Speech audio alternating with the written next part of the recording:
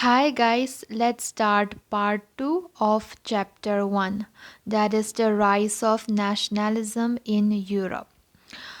So 2.3, a new conservatism after 1815. Following the defeat of Napoleon in 1815, European governments were driven by a spirit of conservatism.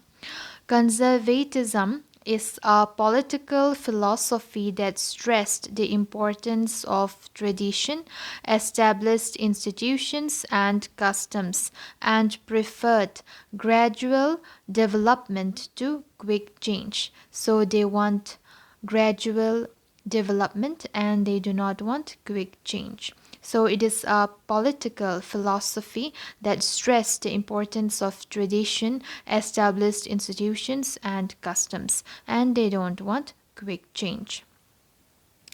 Conservatives believed that established traditional institutions of state and society, like the monarchy, the church, social hierarchies, property, and the family should be preserved. Most conservatives, however, did not propose a return to the society of pre revolutionary days. Rather, they realized from the changes initiated by Napoleon that modernization could in fact strengthen traditional institutions like the monarchy. It could make state more it could make state power more effective and strong. A modern army and efficient bureaucracy, a dynamic economy, the abolition of feudalism and serfdom could strengthen the autocratic monarchies of Europe. In 1815, the representatives of the European powers, Britain, Russia, Prussia, and Austria, who had collectively defeated Napoleon. So in 1815, representatives of the European powers, Britain, Russia, Prussia, and Austria, who had collectively defeated Napoleon, met at Vienna to draw up a settlement of Europe. The Congress was hosted by the Austrian Chancellor Duke Metternich or Duke Metternich. The delegates drew up the Treaty of Vienna. So the delegates drew up the Treaty of Vienna in 1815 with the object of undoing most of the changes that had come about in Europe during the Napoleonic Wars. The Bourbon dynasty, which had been deposed during the French Revolution, was restored to power, and France lost the territories it had annexed under Napoleon. A series of states were set up on the boundaries of France to prevent French expansion in future. Thus, the Kingdom of the Netherlands, which included Belgium, was set up in the north. So, the Kingdom of the Netherlands, which included Belgium, was set up in the north. Genoa was added to Piedmont in the south. Prussia was given important new territories on its western frontiers, while Austria was given control of northern Italy. But the German Confederation of 39 states that had been set up by Napoleon was left untouched. In the east, Russia was given part of Poland, while Prussia was given a portion of Saxony or Saxony. Okay. So in the east, Russia was given part of Poland, while Prussia was given a portion of Saxony. The main intention was to restore the monarchies that had been overthrown by Napoleon. Intention the main intention was to restore the monarchies that had been overthrown by Napoleon and create a new conservative order in Europe. Conservative regimes set up in 1815 were autocratic. They did not tolerate criticism and dissent and sought to curb activities that questioned the legitimacy of autocratic governments. Most of them imposed censorship laws to control what was said in newspapers, books, plays, and songs, and reflected the ideas of liberty and freedom associated with the French Revolution. So, most of them imposed censorship laws to control what was said in newspapers, books, plays, and songs, and reflected the ideas of liberty and freedom associated with the French Revolution. The memory of the French Revolution nonetheless continued to inspire liberals. One of the major issues taken up by the liberal nationalists who criticized the new conservative order was freedom of the press. So the liberals wanted freedom of press, but the conservatives did not give freedom of press. So here is a figure. Figure 6. The Club of Thinkers, anonymous caricature dating to 1820. The plaque on the left bears the inscription, "The most important question of today's meeting: how long will thinking be allowed to us?"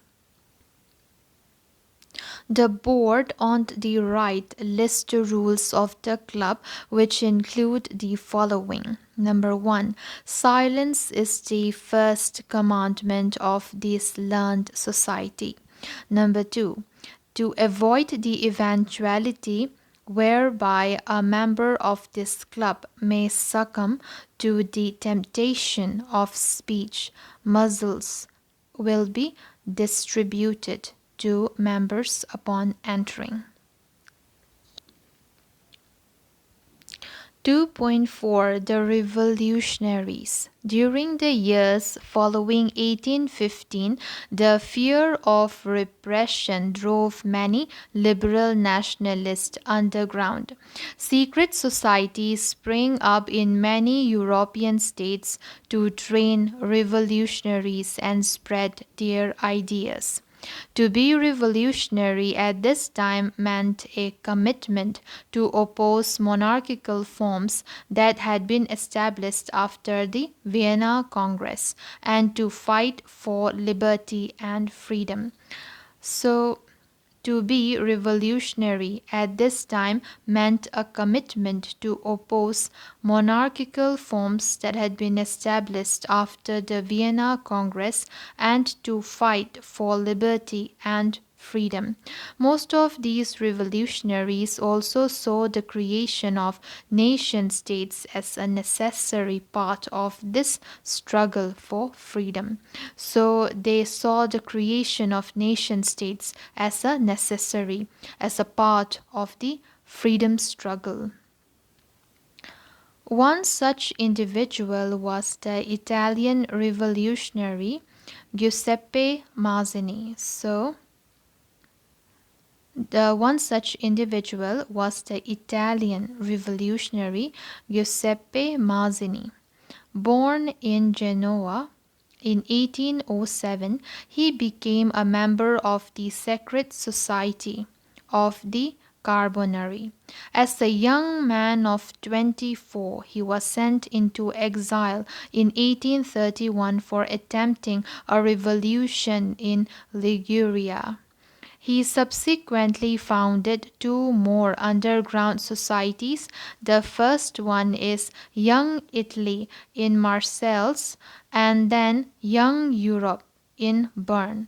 So Mazzini, he set up two underground societies. The first one is Young Italy in Marseilles, and then the second one is Young Europe in Bern, whose members were like-minded young men from Poland, France, Italy, and German states. Mazzini believed that God had intended nations to be the natural units of mankind. So Italy could not continue to be a patchwork of small states and kingdoms. It had to be forged into a single unit. It had to be forged into a single unified republic within a wider alliance of nations. This unification alone could be the basis of Italian liberty. So he believed that there is a need for unifications of the small states and kingdoms, and so this unification alone could be the basis of Italian liberty. Following his model, secret societies were set up in Germany, in France, in Switzerland, and Poland. Mazzini's relentless opposition to monarchy and his vision of democratic republics frightened the conservatives. So the conservatives was frightened of Mazzini's vision of democratic republics. Metternich described him as the most dangerous enemy of our social order. So Metternich was a conservative and he was scared of Mazzini. So he described Mazzini as the most dangerous enemy of our social order. So here's a figure. Figure 7. Giuseppe Mazzini and the founding of Young Europe in Bern, 1833. The Age of Revolutions, 1830 to 1848. As conservative regimes tried to consolidate their power, liberalism and nationalism came to be increasingly associated with revolution in many regions of Europe, such as the Italian and German states, the provinces of the Ottoman Empire, Ireland, and Poland.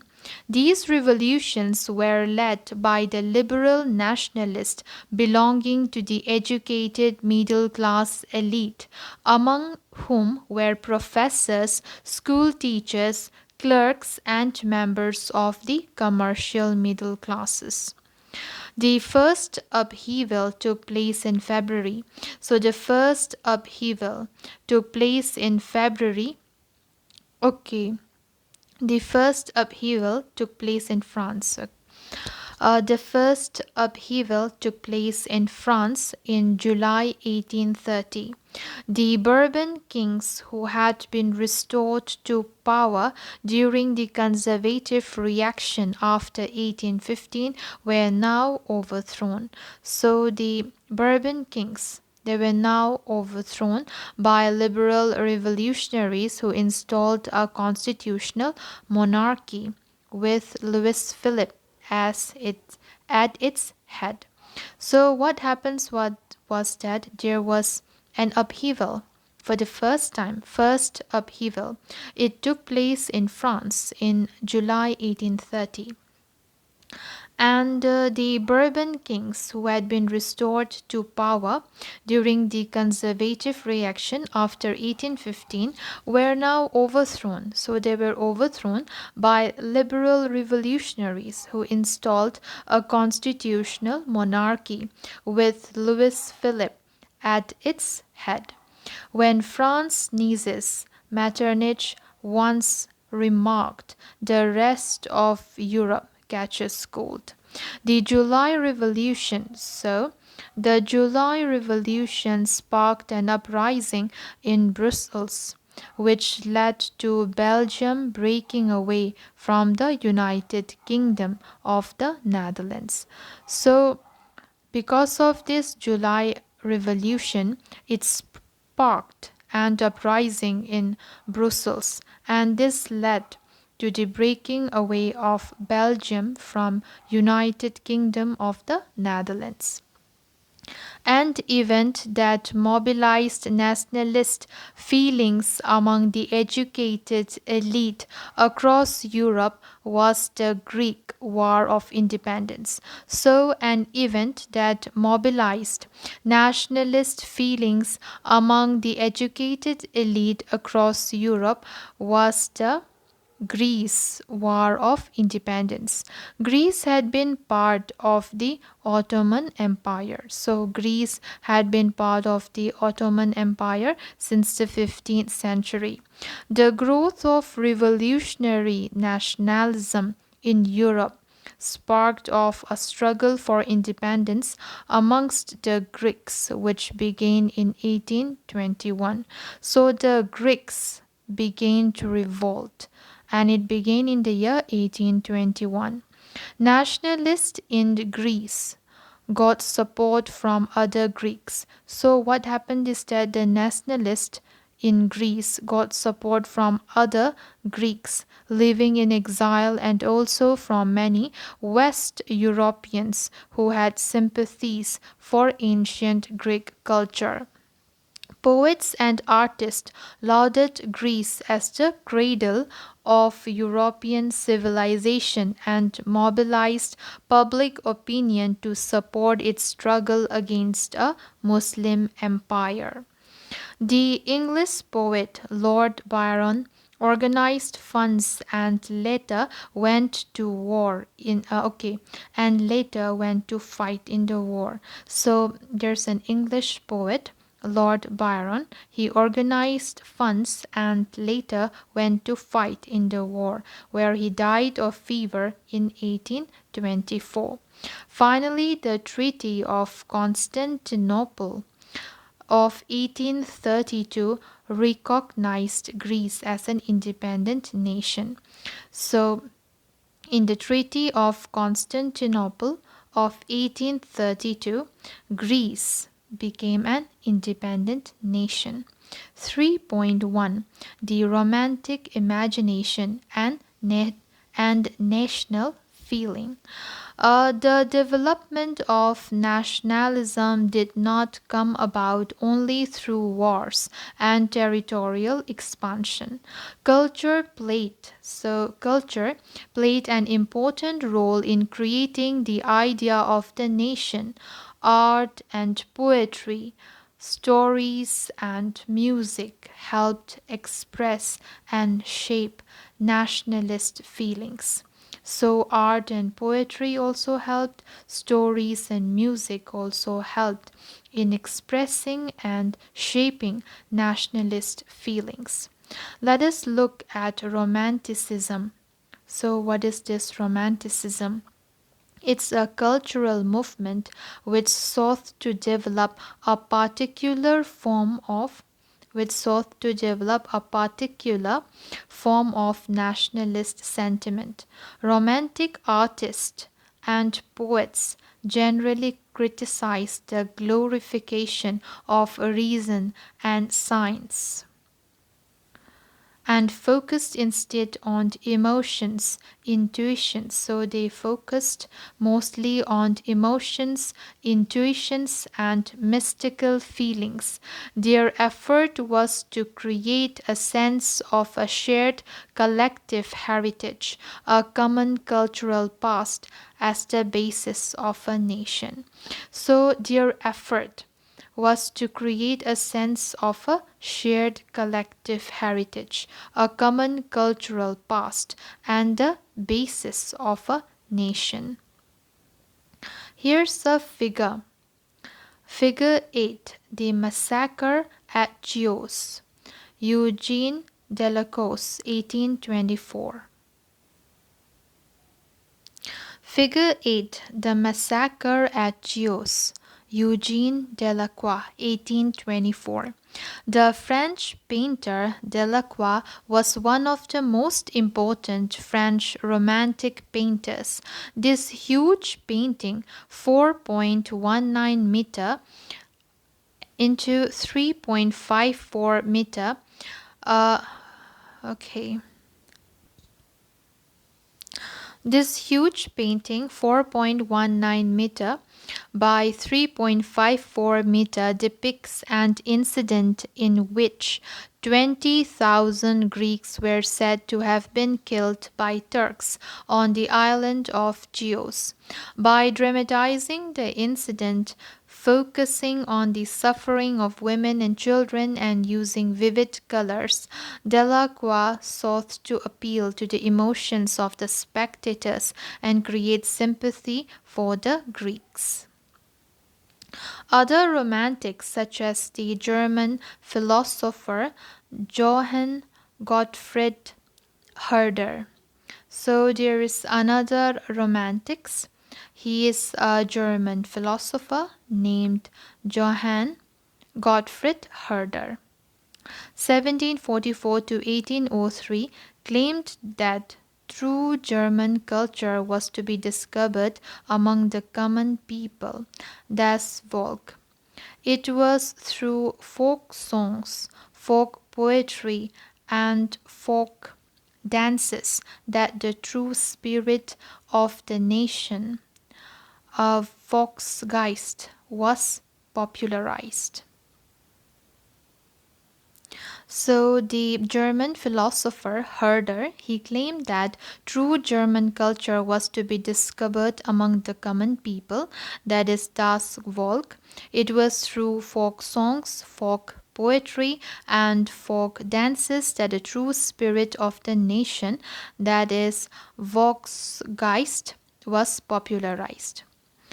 So collecting and recording these forms of folk culture was essential to the project of nation building. So he believed that collecting and recording these forms of folk culture was essential for the project of nation building. The emphasis on the vernacular language and the collection of local folklore was not just to discover an ancient national spirit, but also to carry the modern nationalist message to large audiences who were mostly illiterate. This was especially so in the case of Poland, which had been partitioned at the end of the 18th century by the great powers, Russia, Prussia, and Austria. So there were many illiterate people, and so emphasis on vernacular language and the collection of local folklore. This was important to recover an ancient national spirit. And this was especially so in the case of Poland, which had been partitioned at the end of the 18th century by the great powers like Russia, Prussia, and Austria. Even though Poland no longer existed as an independent territory, national feelings were kept alive through music and language. Karol Kurpinski, for example, celebrated the national struggle through his operas and music, turning folk dances like the Polonaise and Mazurka into nationalist symbols. So he turned the folk dances like Polonaise and Mazurka into nationalist symbols. Language, too, played an important role in developing nationalist sentiments. After Russian occupation, the Polish language was forced out of schools and the Russian language was imposed everywhere. In 1831, an armed rebellion. So in 1831, and armed rebellion against Russian rule took place, which was ultimately crushed. Following this, many members of the clergy in Poland began to use language as a weapon of national resistance. Polish was used in church Polis was used in church gatherings and all religious instructions. As a result, a large number of priests and bishops were put in jail or sent to Siberia by the Russian authorities as punishment for their refusal to preach in Russian.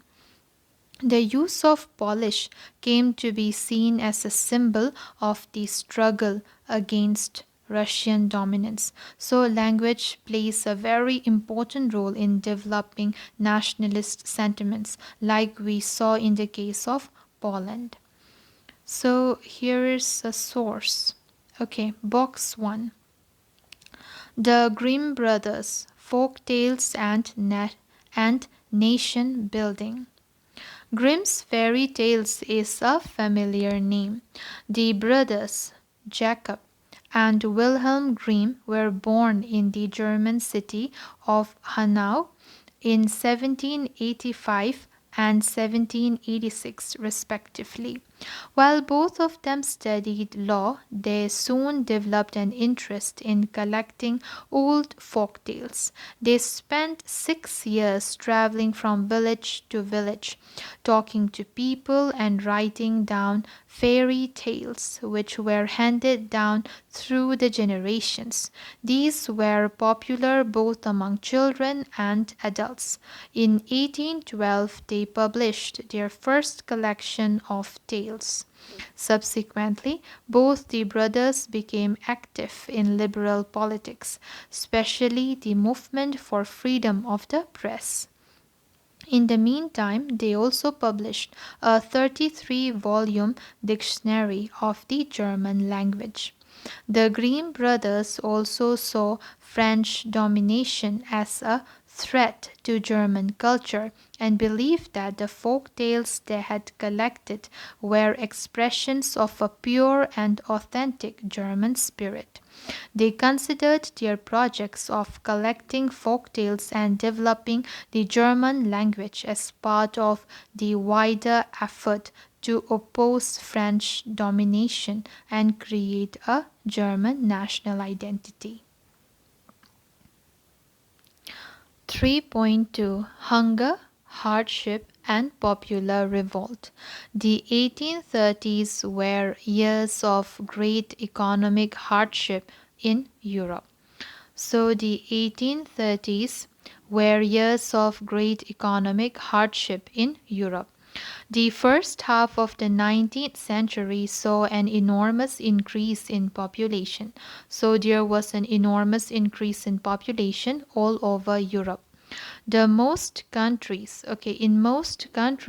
there were more seekers of job than employment. So there were more seekers of jobs than employment. Population from rural areas migrated to the cities to live in overcrowded slums. Small producers in towns were often faced with stiff competition from imports of cheap machine-made goods from Europe, where industrialization was more advanced than on the continent. This was especially so in textile production, which was carried out mainly in homes or small workshops and was only partly mechanized. In those regions of Europe where the aristocracy still enjoyed power, peasants struggled under the burden of feudal dues and obligations. The rise of food prices or a year of bad harvest led to widespread pauperism in town and country. So, the rise of food prices or a year of bad harvest led to widespread pauperism in town and country. The year 1848 was one such year.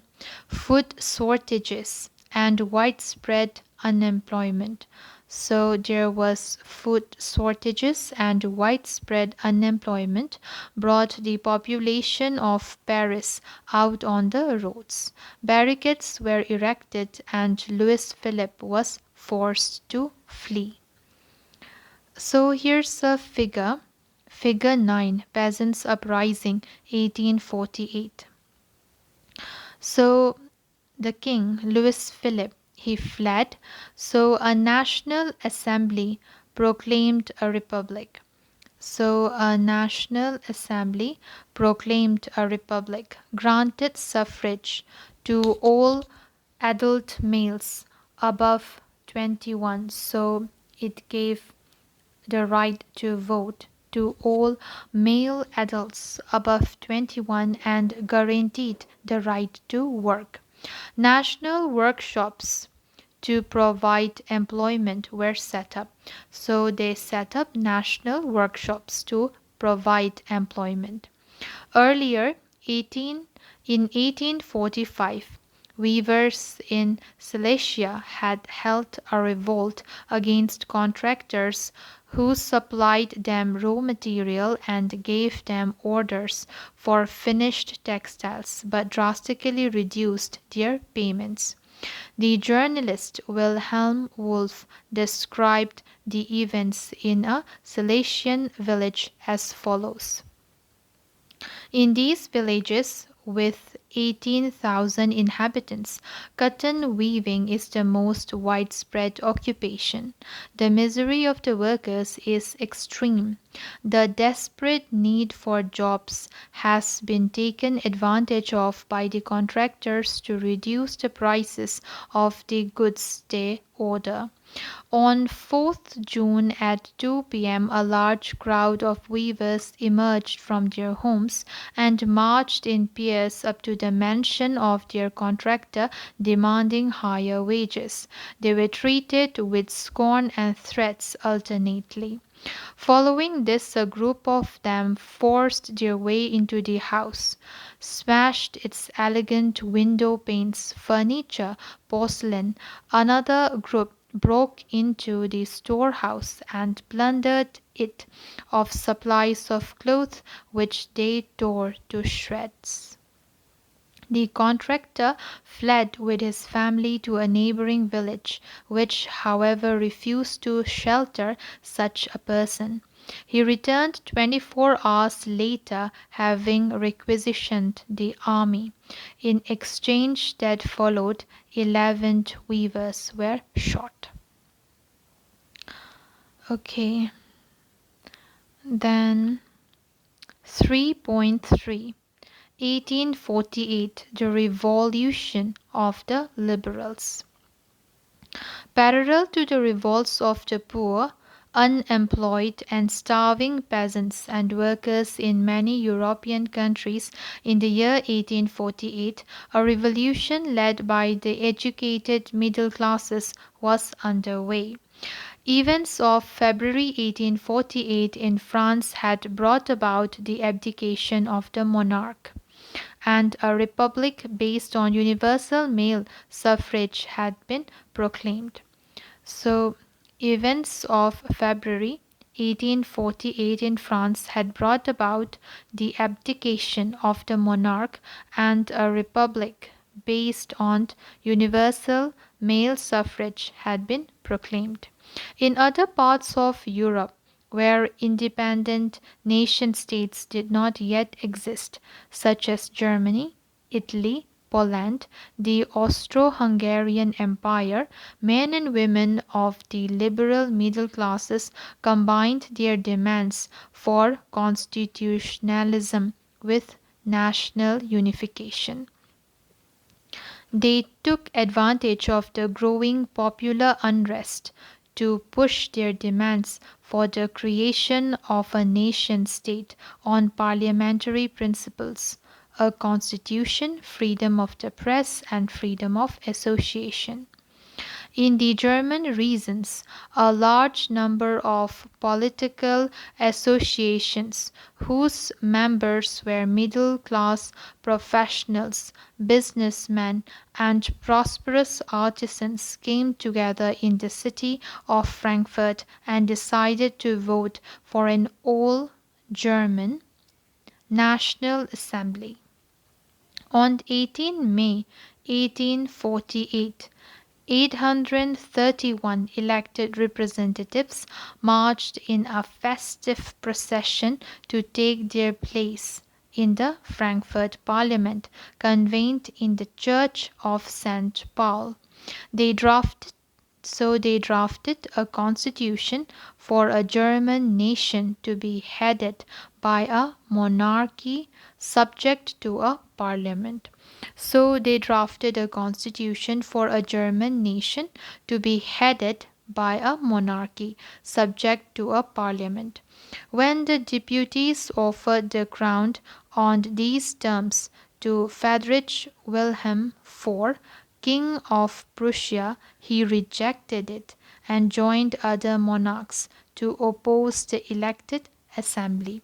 So he rejected the proposal. While the opposition of the aristocracy and military became stronger, the social basis of parliament eroded. The parliament was dominated by the middle classes who resisted the demands of workers and artisans and consequently lost their support. In the end, troops were called in and the assembly was forced to disband. This issue of extending political rights to women. Okay, the issue of extending political rights to women was a controversial one within the liberal movement, in which large numbers of women had participated actively over the years. Women had formed their own political associations, founded newspapers, and taken part in political meetings and demonstrations. So we have some new word. Feminist. It is the awareness of women's rights and interests based on the belief of the social, economic, and political equality of the genders.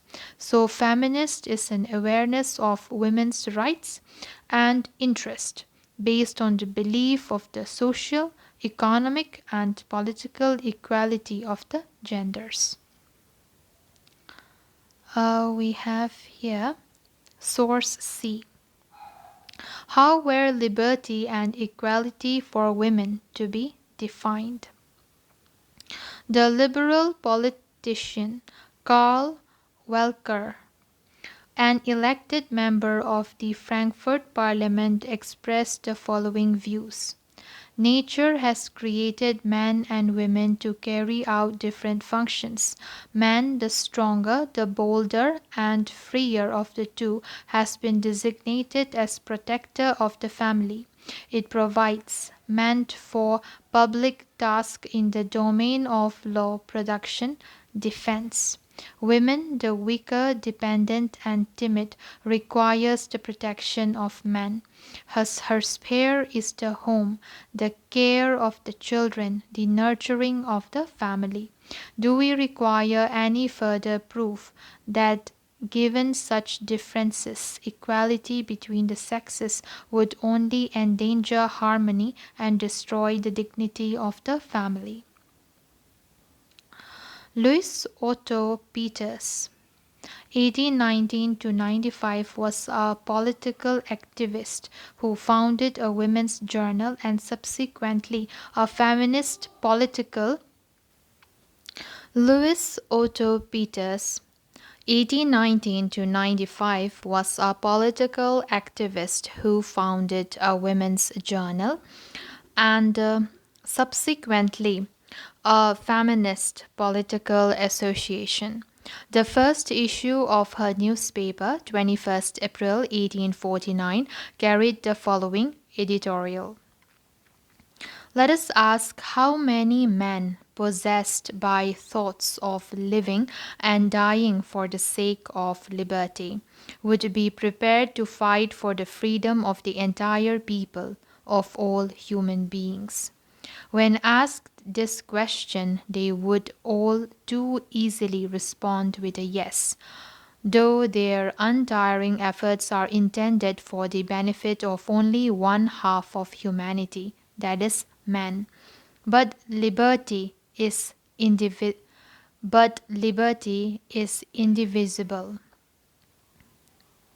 Free men, therefore, must not tolerate to be surrounded by the unfree. Okay. But liberty is indivisible. Free man, therefore, must not tolerate to be surrounded by the unfree. An anonymous reader of the same newspaper sent the following letter to the editor on 25th June 1850. It is indeed ridiculous and unreasonable to deny women political rights, even though they enjoy the right to property which they make use of.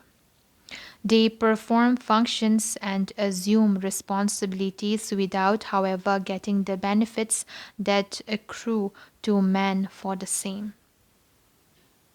They perform functions and assume responsibilities without, however, getting the benefits that accrue to men for the same.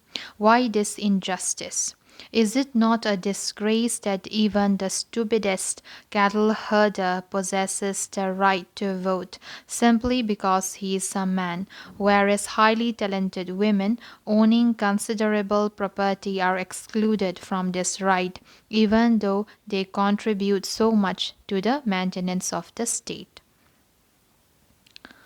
Okay, so here's a figure. Figure 10. The Frankfurt Parliament in the Church of St. Paul.